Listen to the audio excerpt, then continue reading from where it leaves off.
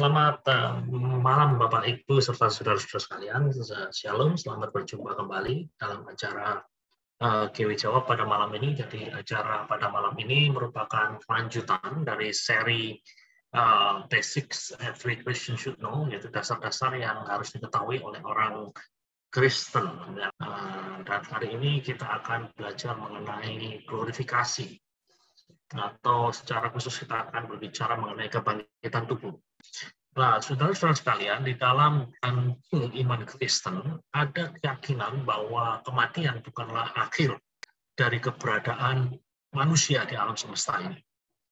Jadi kekristenan meyakini bahwa kematian itu hanyalah sebuah pintu gerbang untuk memasuki sebuah keadaan antara atau intermediate state.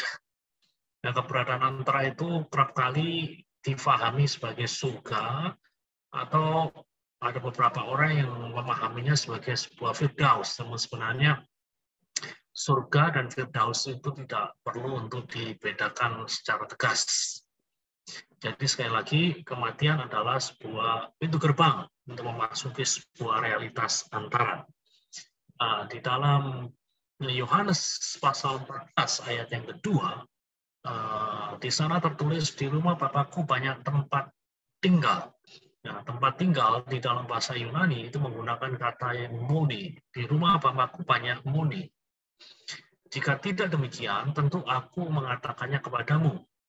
Sebab aku pergi ke situ untuk menyediakan tempat bagimu.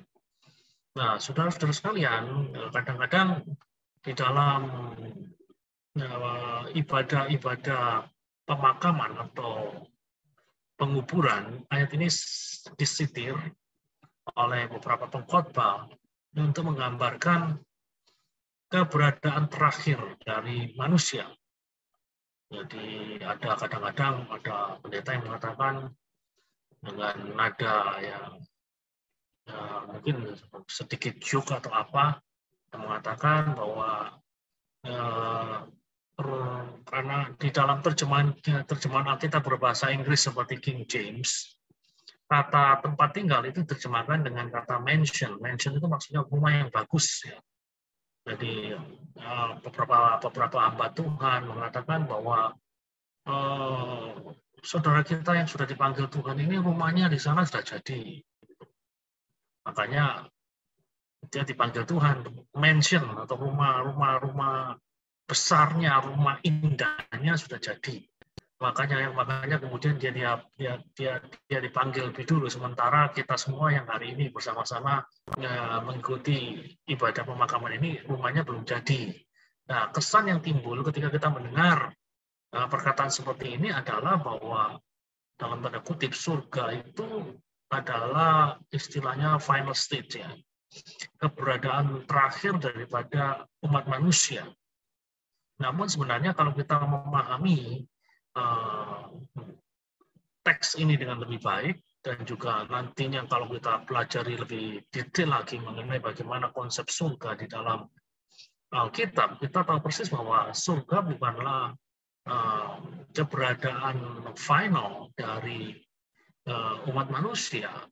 Surga itu hanyalah sebuah tempat antara. Kenapa kok bisa demikian? Ya, dari kata moni itu sendiri. Tapi kata moni itu sendiri artinya di dalam literatur Yunani kuno itu dipakai untuk menggambarkan tempat berhenti atau tempat peristirahatan, di mana katakanlah para traveler, mereka yang melakukan perjalanan, itu berhenti sejenak untuk beristirahat dan mendapatkan pemulihan kekuatan. Tapi mereka tidak selama-lamanya tinggal di moni itu, tidak. Nah, mereka hanya tinggal katakanlah ya semalam atau 2 malam untuk tinggal di sana, dan kemudian mereka melanjutkan perjalanan. Mereka tinggal di sana untuk beristirahat. Dan kata ini yang dipakai oleh Yohanes ketika dia menulis Yohanes pasal 14 ayat kedua, di rumah Bapakku banyak moni. Nah, di rumah Bapakku itu seolah-olah ada semacam tempat sementara untuk beristirahat. Jadi gagasan yang digarisbawahi di sini adalah bahwa surga itu adalah sebuah tempat yang sifatnya sementara. Dan surga adalah sebuah tempat untuk resting, sebuah tempat untuk beristirahat. Dan hal ini konsisten dengan apa yang dikatakan di dalam Wahyu pasal 14 ayat 13 yang mengatakan, dan aku mendengar suara dari surga berkata, tuliskanlah, berbahagialah orang-orang yang mati dalam Tuhan sejak sekarang ini, sungguh kata Roh, supaya mereka boleh beristirahat dari jeri lelah mereka. Jadi surga bukan hanya sekedar intermediate place, tapi surga juga menjadi semacam resting place, tempat untuk beristirahat. Jadi intinya adalah bahwa seorang yang meninggal, kalau katakanlah orang itu percaya kepada Kristus, beriman di dalam Kristus, ketika dia meninggal, dia akan masuk di dalam sebuah keadaan antara. Dia akan masuk di dalam intermediate state. Intermediate state. Ya. Dan realitas antara atau intermediate state ini akan berakhir dengan datangnya peristiwa yang disebut dalam bahasa Yunani dengan istilah parousia. Parousia itu artinya kedatangan Kristus kali yang kedua. Jadi saya lebih suka untuk menggunakan kata parousia karena kata parousia ini cuma satu kata. Ketimbang kita menggunakan 4 kata sekaligus ya. Kedatangan Kristus kali yang kedua kan lebih enak parousia. Jadi kalau saudara-saudara sekalian sudah sering mengikuti ceramah-ceramah saya harapkan saudara selalu ingat parousia itu artinya kedatangan Kristus kali yang kedua. Jadi realitas antara ini akan berakhir dengan datangnya peristiwa yang disebut dengan nama parousia. Nah, jadi kedatangan Kristus kali yang kedua atau parousia ini akan membawa dampak loh, bagi orang yang hidup dan orang yang mati. Nah, dampaknya seperti apa? Dampaknya kita akan lihat di dalam 1 Samuel 4 ayat 16 dan 17. Di sana dikatakan, sebab pada waktu tanda diberi, yaitu pada waktu penghulu malaikat berseru dan sangkakala Allah berbunyi, maka Tuhan sendiri akan turun dari surga dan mereka yang mati dalam Kristus akan lebih dulu bangkit. Jadi parousia itu akan membawa akibat, dan akibatnya adalah sesuatu yang sungguh-sungguh luar biasa, spektakuler. Karena dikatakan mereka yang mati dalam Kristus akan lebih dulu bangkit. Dan sesudah itu kita yang hidup, yang masih tinggal, akan diangkat bersama-sama dengan mereka dalam awan menyongsong Tuhan di angkasa. Demikianlah kita akan selama-lamanya bersama-sama dengan Tuhan. Jadi kita melihat bahwa parousia itu membawa akibat. Membawa akibat yang pertama bagi orang mati, mereka yang mati dalam Tuhan itu akan mengalami kebangkitan. Lalu bagaimana yang masih hidup? Yang masih hidup di 1 Tesalonika hanya dikatakan diangkat bersama-sama dengan mereka yang sudah dibangkitkan. Namun dalam keadaan apa? Nah, inilah kemudian yang dijelaskan oleh Rasul Paulus dalam 1 Korintus 15 ayat 52. Dalam 1 Korintus 15 ayat 52 dikatakan dalam sekejap mata, pada waktu bunyi nafiri yang terakhir, sebab nafiri akan berbunyi dan orang-orang yang mati akan dibangkitkan dalam keadaan yang tidak dapat binasa. Dan perhatikan, kita semua akan diubah. Kita semua akan diubah. Jadi bukan hanya yang mati dibangkitkan, namun yang hidup juga akan diubah. Nah, jadi yang mati akan mendapatkan tubuh kebangkitan, yang hidup akan mendapatkan tubuh kemuliaan. Nah, makanya dikatakan kita semua akan diubah. Kita semua akan diubah. Jadi nafiri itu kerap kali diasosiasikan dengan kedatangan Kristus kali yang kedua. Kedatangan Kristus kali yang kedua itu selalu dikaitkan dengan ada trompet yang dibunyikan.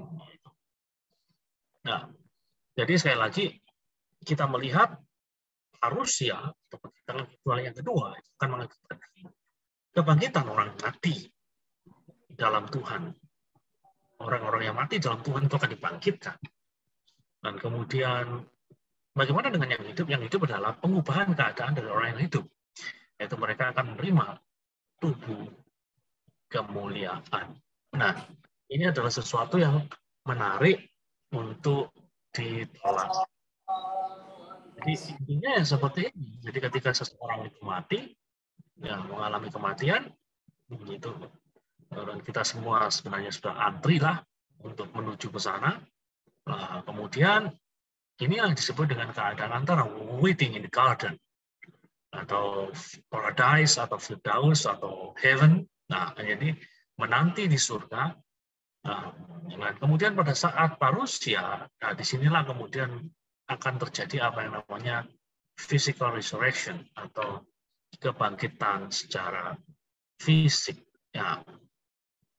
Nah, jadi kita akan melihat urutannya seperti ini. Tubuh kita yang fana, tubuh yang hari ini kita hidupi bersama-sama, itu akan terus seperti ini dan sudah pasti juga akan mengalami sebuah proses yang disebut dengan nama proses penuaan, aging, kemudian proses yang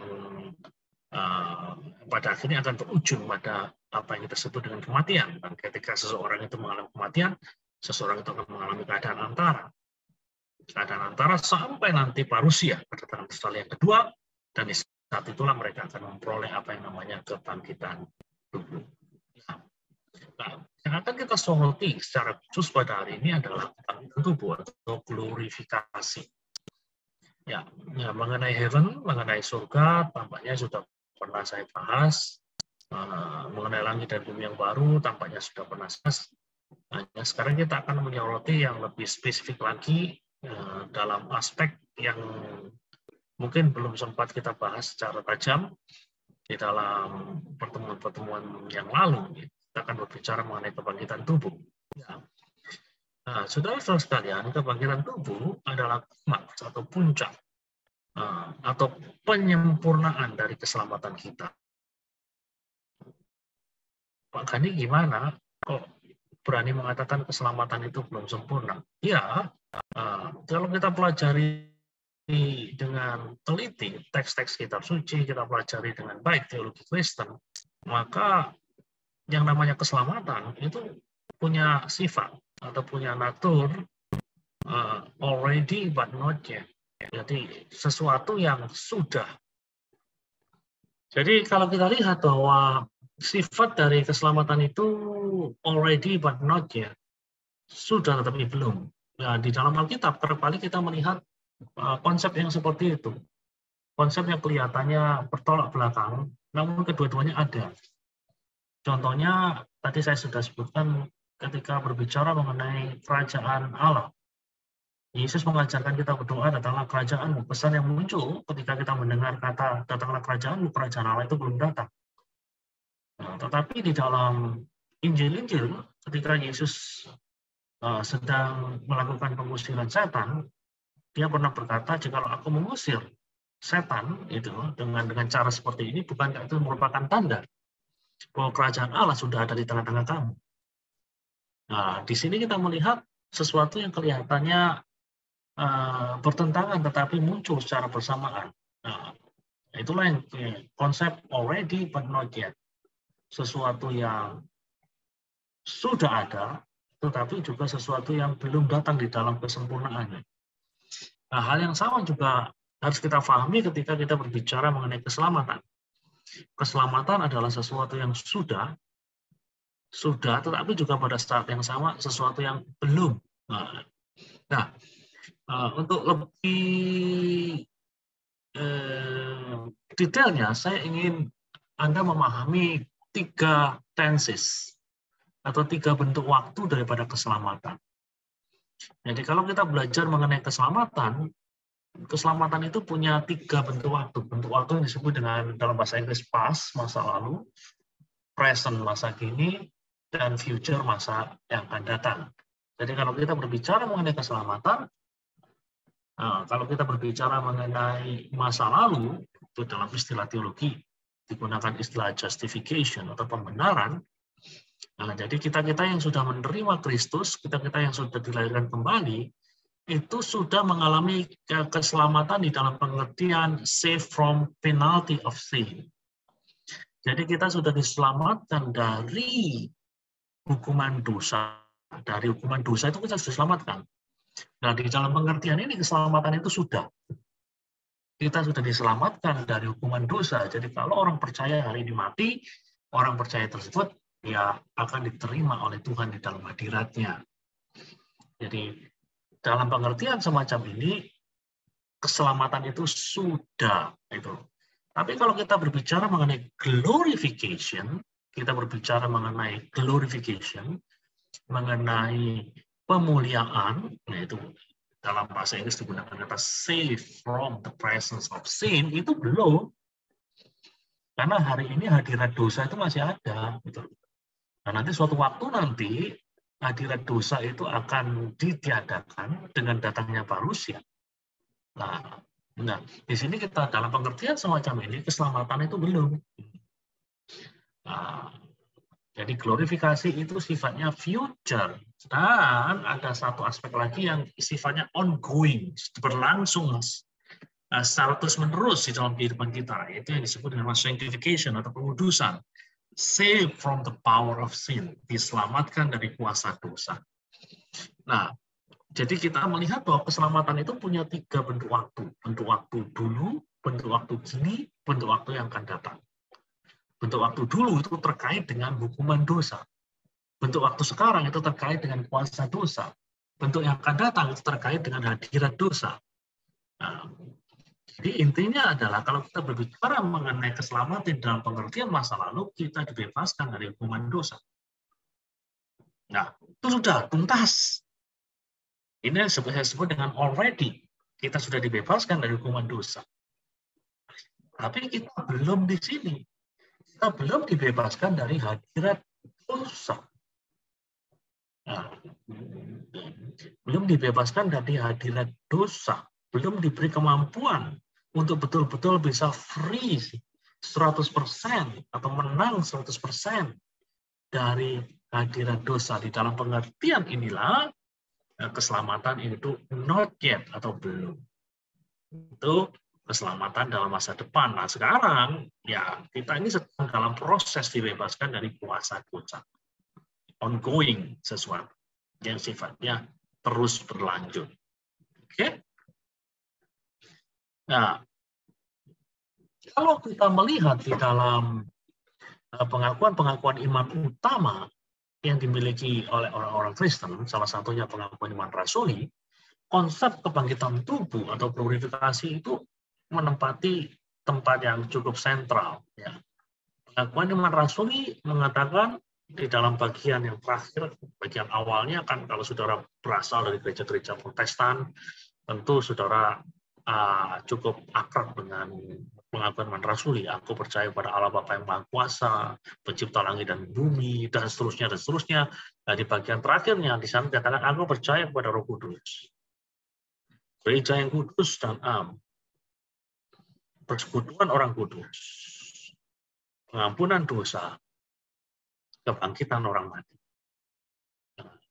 Kebangkitan orang mati. Nah, jadi, dan hidup yang kekal. Nah, ini adalah pengakuan iman yang dikatakan salah satu pengakuan iman yang cukup tua dan istilahnya diterima oleh hampir semua gereja di dunia. Dan saudara perhatikan, 2 baris yang terakhir itu berbicara mengenai masa depan umat manusia. Masa depan umat manusia yang ditandai dengan kebangkitan orang mati. Secara lebih spesifik lagi, kebangkitan tubuh dan hidup yang kekal. Nah, bukan hanya di dalam pengakuan iman rasuli, kalau kita perhatikan di dalam pengakuan-pengakuan iman yang lain, pengakuan Nicea, bahkan pengakuan iman Nicea itu muncul tahun 325, pengakuan iman Konstantinopel itu muncul pada tahun 391. Nah, di sana dikatakan kami menantikan kebangkitan orang mati. Dalam bahasa Latin dikatakan expectamus resurrectionem mortuorum. Nah, itu dalam bahasa Inggris we look for the resurrection of the dead.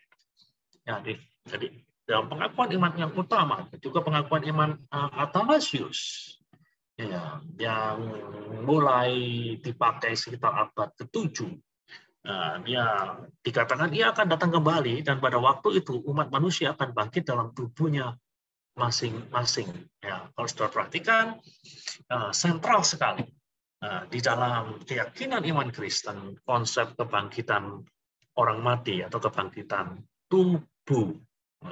Nah, sekarang kita akan berbicara mengenai tubuh kebangkitan sendiri. Nah, konsep kebangkitan dapat saudara lihat secara mendetail di dalam karya Rasul Paulus, secara lebih spesifik lagi di dalam 1 Korintus pasal yang ke-15. Dan di sana Rasul Paulus menggunakan ilustrasi untuk menggambarkan tubuh kebangkitan. Dia menggunakan ilustrasi benih dan tanaman.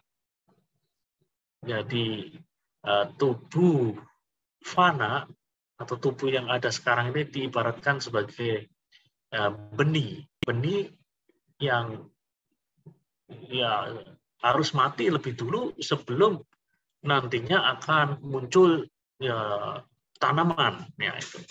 Yang namanya benih, the seed. Ya, jadi seed itu sendiri must die, harus mati lebih dulu sebelum nanti bisa bertunas dan menghasilkan tanaman yang baru.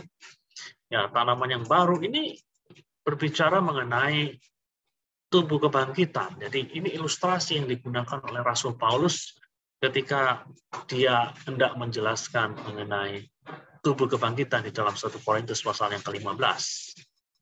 Jadi intinya adalah ketika Rasul Paulus menggunakan ilustrasi benih dan tanaman, dia sedang berbicara mengenai kesinambungan dan ketidaksinambungan di antara tubuh yang fana dan tubuh kebangkitan. Jadi di antara tubuh kita yang fana dan tubuh kebangkitan kita itu ada kesinambungan. Namun pada saat yang sama juga ada ketidaksinambungan.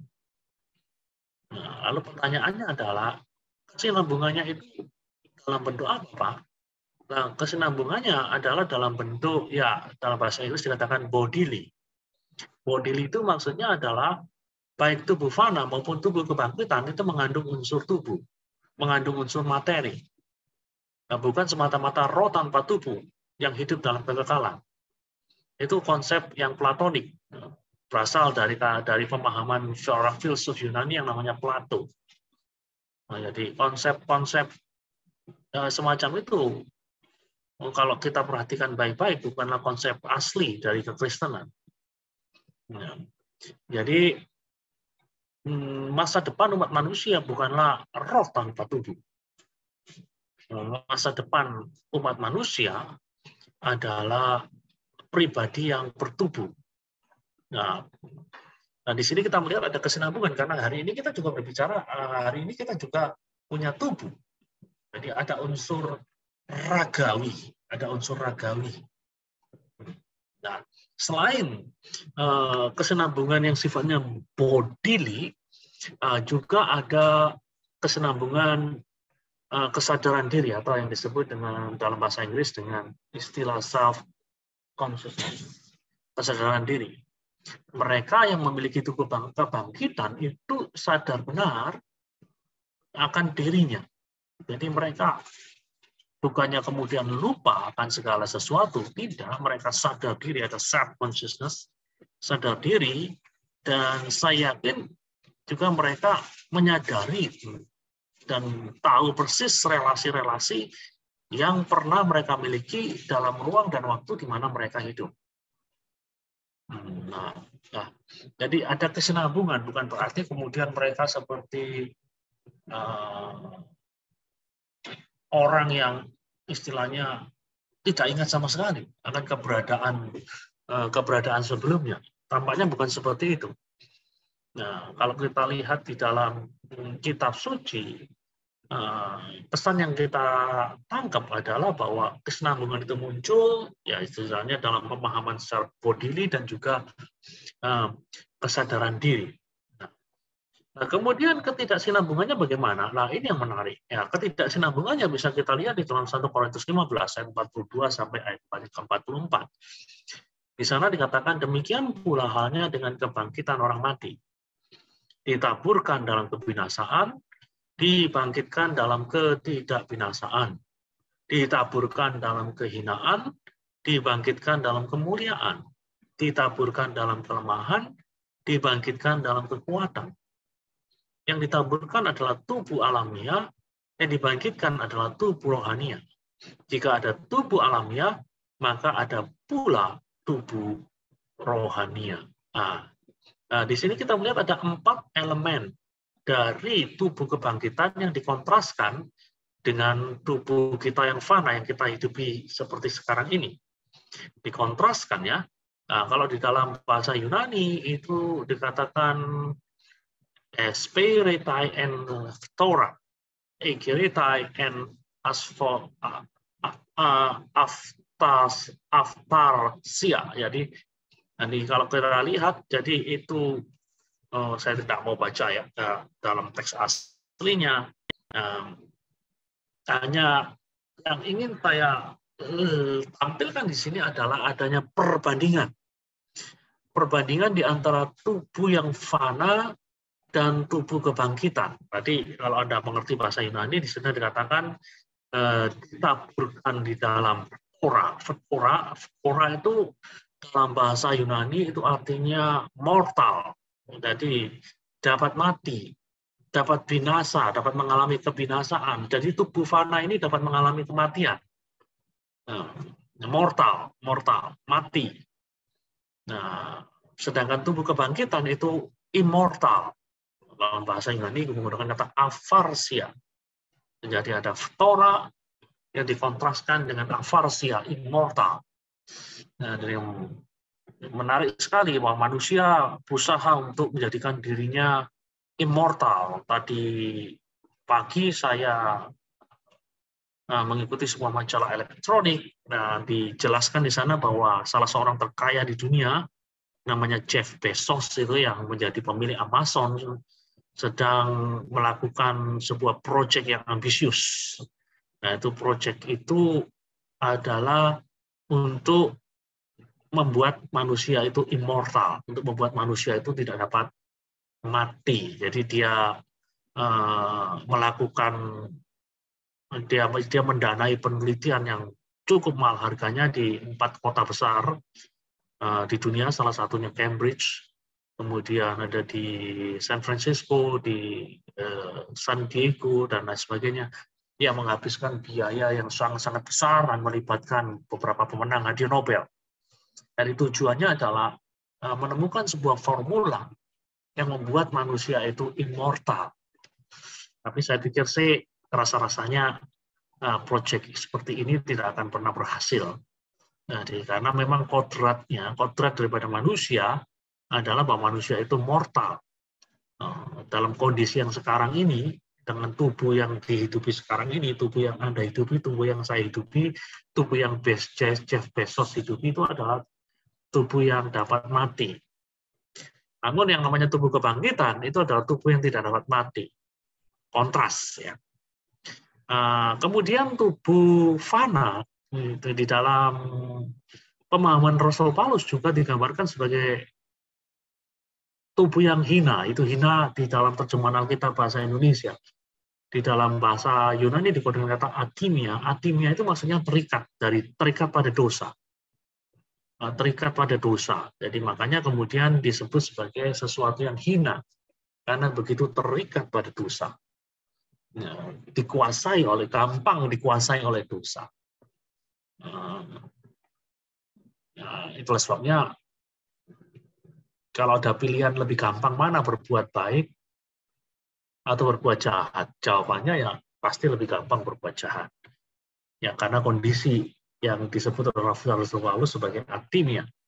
Sementara tubuh kebangkitan itu digambarkan sebagai mulia, atau dalam bahasa Yunani menggunakan kata doksa. Doksa artinya bebas dari dosa. Nah, kemudian yang ketiga, gagasan yang ketiga yang ditampilkan oleh Rasul Paulus adalah bahwa tubuh fana itu lemah. Lemah di sini digunakan kata asthenia. Asthenia itu di dalam Perjanjian Baru bisa berarti macam-macam. Salah satunya ya bisa lemah secara fisik, sakit. Nah, itu bisa diartikan seperti itu. Dialah yang menanggung kelemahan kita. Kelemahan kita di situ bisa berarti macam-macam.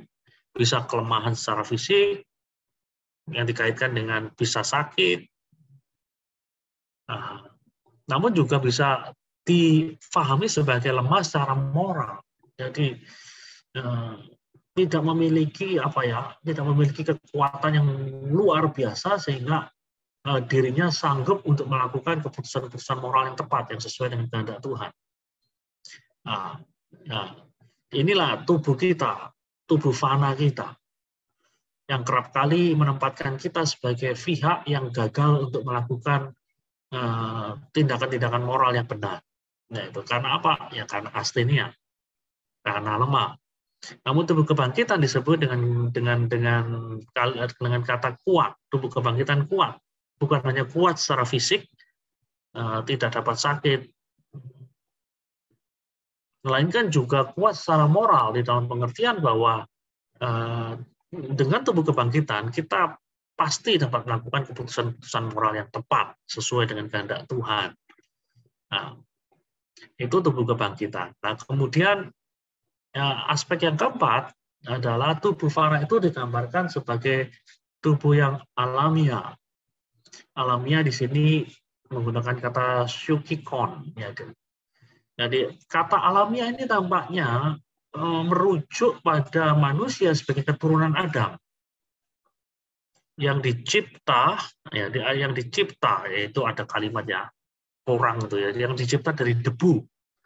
Adam itu yang dicipta dari debu, yang takluk pada dosa dan bisa mengalami kebinasaan, keperosotan. Dan agak susah ya untuk menerjemahkan kata decay. Decay itu artinya ya peluruhan. Jadi keturunan Adam yang takluk pada dosa, keturunan Adam yang bisa mengalami decay, mengalami peluruhan, mengalami kemerosotan dari hari ke hari. Dari hari ke hari, setelah kita mencapai katakanlah peak di masa muda kita, kemudian kita akan terus mengalami penurunan. Sel-sel tubuh kita sudah tidak akan lagi bisa terus-menerus berada di dalam kondisi yang optimal. Nah, itu. Jadi alamiah itu menunjuk pada manusia keturunan Adam yang dicipta takluk pada dosa dan kemerosotan. Sedangkan tubuh kebangkitan disebut sebagai rohani. Rohani ini jangan difahami sekali lagi sebagai kondisi tanpa tubuh. Jadi rohani atau pneumatikon itu artinya adalah manusia yang sepenuhnya dikuasai oleh Roh Kudus, yang tidak takluk pada dosa dan tidak takluk pada kemerosotan atau decay. Ini sudah melihat kontras ya antara tubuh yang fana dan tubuh kebangkitan. Disinilah saya berbicara mengenai ketidaksinambungan. Tubuh kebangkitan tidak dapat mati, tubuh kebangkitan tidak dapat berdosa, tubuh kebangkitan kuat, tubuh kebangkitan itu tidak bisa mengalami kemerosotan moral, kemerosotan fisik, kemerosotan yang lain, tidak bisa. Jadi sudah melihat tubuh kebangkitan itu adalah suatu hal yang suatu hal yang luar biasa. Itulah sebabnya saya berkata bahwa inilah yang disebut dengan nama glorifikasi, pemuliaan. Inilah yang disebut sebagai puncak keselamatan dari orang-orang percaya. Ketika mereka menerima tubuh kebangkitan, keselamatan mereka jadi sempurna. Dosa tidak lagi berkuasa atas hidup mereka, kematian tidak lagi berkuasa atas hidup mereka, kelemahan tidak lagi berkuasa atas hidup mereka. Nah, itu hal yang luar biasa, bukan? Dan itulah yang menjadi pengharapan dari orang-orang percaya di sepanjang zaman. Tubuh kebangkitan. Nah, lalu bagaimana dengan ayat ini? Jadi kalau kita membaca 1 Korintus pasal 15, kadang-kadang ada satu ayat yang membingungkan kita. Rasul Paulus berbicara mengenai tubuh kebangkitan, tetapi ayat yang ke-50 itu kok seolah-olah menegasikan atau menihilkan gagasan tubuh kebangkitan itu. Di dalam 1 Korintus 15 ayat 50 dikatakan, saudara-saudara, inilah yang hendak kukatakan padamu, yaitu bahwa daging dan darah tidak mendapat bagian dalam kerajaan Allah. Loh, tadi kan Pak Gani mengatakan bahwa dalam tubuh kebangkitan itu ada raga. Ada tubuh. Tapi kalau kita baca di dalam 1 Korintus 15 ayat 50, ini kok tampaknya kita yang awam memahami, ya tampaknya dalam dunia yang akan datang, kita tidak akan lagi punya raga, karena kadang-kadang daging dan darah, ini kan berbicara mengenai aspek materi ya, kalau dibaca secara sekilas, aspek materi, itu tidak mendapat bagian dalam kerajaan Allah. Nah, kita suatu hari nanti akan hidup di dalam kesempurnaan kerajaan Allah. Daging dan darah tidak ada. Berarti kan tidak ada aspek materi, tidak ada aspek tubuh. Padahal berarti kan Pak Gani kan sudah banyak bicara mengenai bahwa keberadaan masa depan kita itu ada tubuhnya. Lalu bagaimana dengan ayat ini? Ayat ini. Nah, saya bantu Anda. Jadi yang kerap kali ditanyakan yang memang ini, apakah ayat ini punya arti bahwa tubuh dalam tanda kutip kebangkitan itu tidak mengandung unsur material? Ini saya bantu ya. Nah, saya pinjam pernyataan dari seorang pakar perjanjian baru terkemuka dari Jerman namanya Joachim Jeremias. Joachim Jeremias menjelaskan bahwa daging dan darah itu merupakan terjemahan dari frase Ibrani basar weadam. Basar itu artinya daging, we itu artinya dan, we basar wadam itu dam itu artinya darah dalam bahasa Ibrani. Basar wadam artinya basar itu daging, dam itu darah. Ya. Jadi menurut Joachim Jeremias, yaitu frase basar wadam itu mengandung arti manusia yang hidup dengan segala kefanaannya dalam dunia masa kini. Nah, basar wadam itu bukan berbicara mengenai aspek material dari manusia yang akan lenyap sama sekali dalam keberadaan masa depan orang percaya. Nah, jadi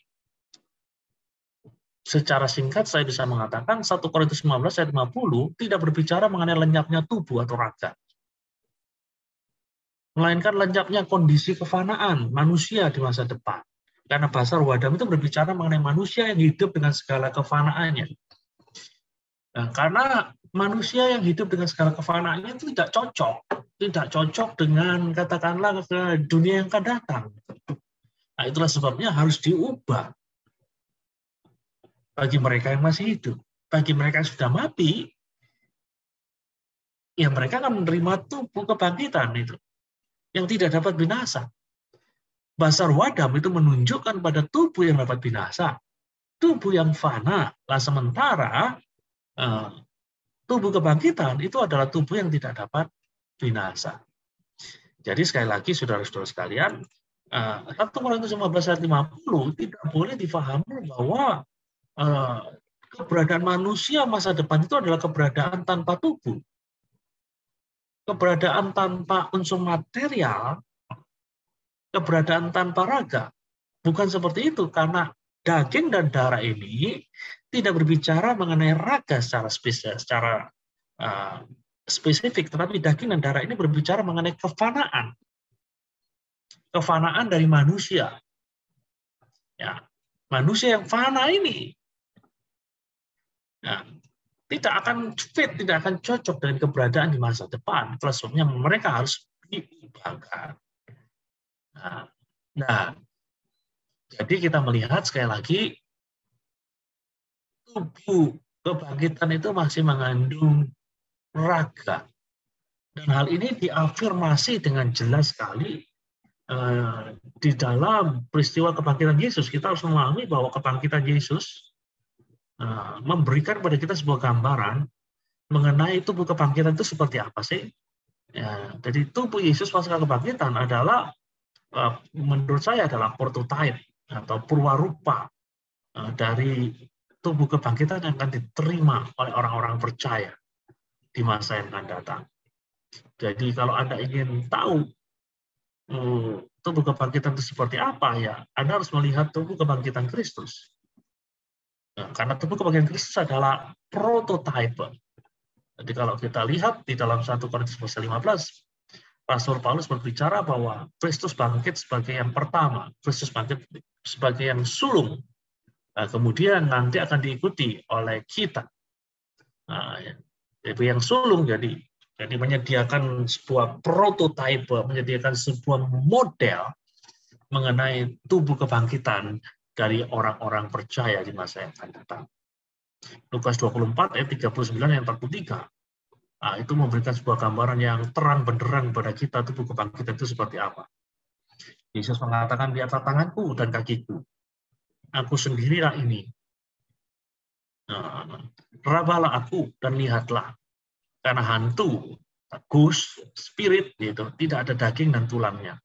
Seperti yang kamu lihat padaku. Jadi kita lihat bahwa tubuh kebangkitan Yesus itu mengandung unsur raga, mengandung unsur body, mengandung unsur material. Yesus sendiri mengatakan hantu, spirit, ghost itu nggak ada daging dan tulang, tetapi lihat aku punya daging, aku punya tulang, ada unsur raga. Dan di sini memberi kepada kita gambaran, tubuh kebangkitannya Yesus itu ada raganya, tidak seperti hantu, maka tubuh kebangkitan dari orang-orang percaya di masa depan pun juga demikian adanya. Sambil berkata demikian, dia memperlihatkan tangan dan kakinya kepada mereka. Dan ketika mereka belum percaya karena girangnya dan masih heran, Yesus sekali lagi melakukan tindakan yang untuk meneguhkan aspek ragawi dari tubuh kebangkitan. Yesus bertanya kepada mereka, adakah padamu makanan di sini? Lalu di dalam ayat yang ke-42 dikatakan lalu mereka memberikan kepadanya sepotong ikan goreng. Ia mengambil dan memakannya di depan mata mereka. Nah, di sini kita melihat sesuatu yang luar biasa ya. Ya, jadi tubuh kebangkitan itu ternyata bukanlah roh tanpa tubuh, bukanlah seperti ghost itu. Tapi tubuh kebangkitan, kalau kita mengacu kepada tubuh kebangkitan Yesus, adalah tubuh yang mengandung, keberadaan yang mengandung tubuh, keberadaan yang mengandung raga. Nah, ini sesuatu yang cukup penting. Jadi kekristenan melihat bahwa kebangkitan tubuh ini begitu sentral ya. Kebangkitan tubuh. Kalau orang-orang Yunani itu tidak percaya kan kebangkitan tubuh. Mereka-mereka yang menganut paham Platonik memahami bahwa tubuh ini sebenarnya adalah semacam penjara bagi jiwa. Tubuh dianggap sebagai sesuatu yang negatif. Tubuh dianggap sebagai sesuatu yang buruk. Itulah sebabnya mereka tidak percaya kepada kebangkitan orang mati. Itulah sebabnya ketika Rasul Paulus berbicara kepada orang-orang Yunani di Athena, pada mulanya mereka terkesima dengan gaya bicara Paulus, cara Paulus membawakan materinya, tetapi ketika Rasul Paulus mulai berbicara mengenai kebangkitan tubuh, mereka menjadi tidak terlalu suka dengan presentasi daripada Rasul Paulus. Tetapi bagi kekristenan, kebangkitan tubuh adalah sesuatu yang sangat sentral, sesuatu yang sangat penting. Apa implikasi praktisnya bagi kita? Implikasi praktisnya yang paling sederhana adalah jikalau Allah itu begitu menghargai istilahnya tubuh manusia. Tubuh manusia yang dia itu dihargai oleh Tuhan walaupun tubuh itu hancur, namun suatu waktu tubuh itu akan dibangkitkan kembali, tentu dengan keberadaan yang tidak sama persis dengan keberadaan yang ada sekarang, dengan tubuh kebangkitan. Jadi Allah menghargai tubuh. Jadi kalau kita sendiri sebagai orang-orang percaya tidak menghargai tubuh, itu adalah sesuatu yang keliru. Dan spiritualitas atau kerohanian yang hanya bertumpu pada sesuatu yang non-ragawi juga menurut saya bukanlah suatu kerohanian yang menampilkan Alkitab secara utuh. Ya. Di kerohanian Kristen yang benar seharusnya selain berbicara mengenai aspek non-tubuh, juga harus menghargai pentingnya tubuh. Kalau saudara-saudara sekalian kurang menghargai tubuh, itu sesuatu yang tidak baik. Kalau di dalam kehidupan sehari-hari begitu getol memperhatikan aspek rohani, namun tubuhnya tidak dikelola dengan baik, tidak diperhatikan dengan baik, itu juga sesuatu yang keliru. Makan sembarangan, tidak pernah olahraga, tidak ya pokoknya setiap aktivitas yang merendahkan tubuh atau menganggap tubuh itu kurang penting, saya pikir bukanlah gambaran daripada kerohanian Kristen yang utuh. Kerohanian Kristen yang utuh harus melihat bahwa jiwa, roh perlu diperhatikan, namun juga tubuh tidak boleh diabaikan. Nah, oke, saya akhiri lebih dulu.